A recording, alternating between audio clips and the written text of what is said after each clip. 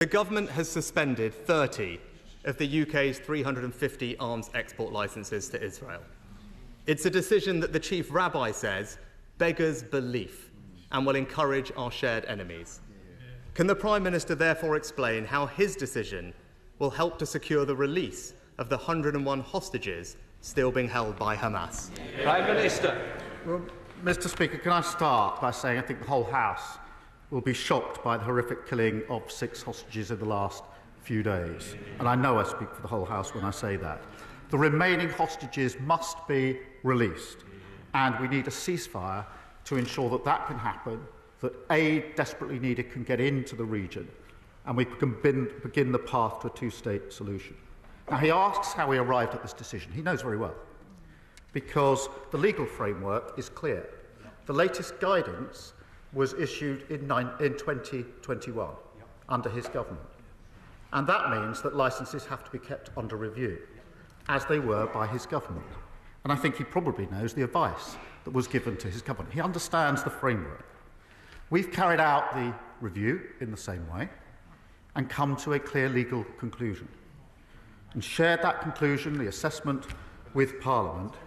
We will, of course, continue to stand by Israel's right to self-defence. But it is important that we are a country committed to the international rule of law. That gives us the strength of argument with our allies on important issues. This is a difficult issue, I recognise that, but it's a legal decision, not a policy decision. And the Prime Minister knows the framework, and they issued the guidance, they know what the test is, that test has been assessed, we've come to a conclusion, and we've put that before the House to consider. Prime Minister.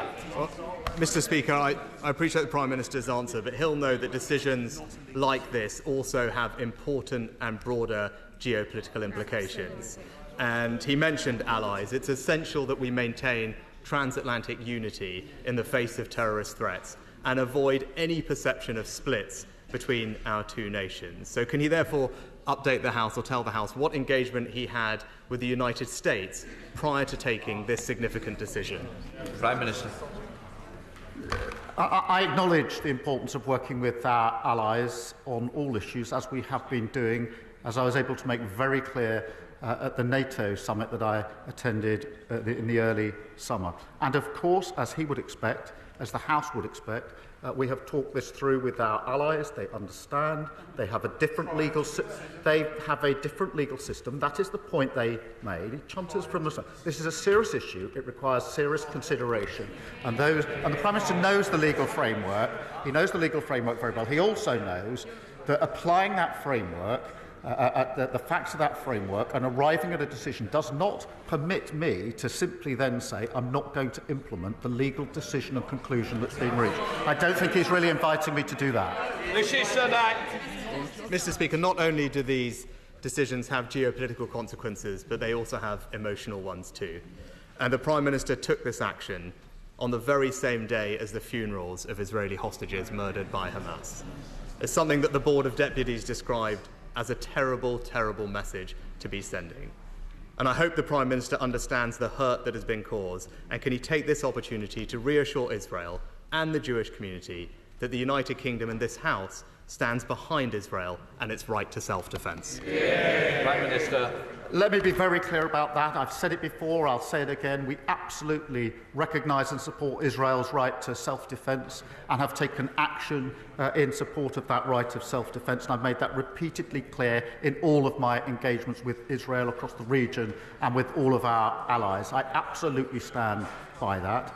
But in relation to licences, this isn't an Israel issue. It's the framework for all licences that have to be kept under review. It's the same test for all licences, as the Prime Minister knows.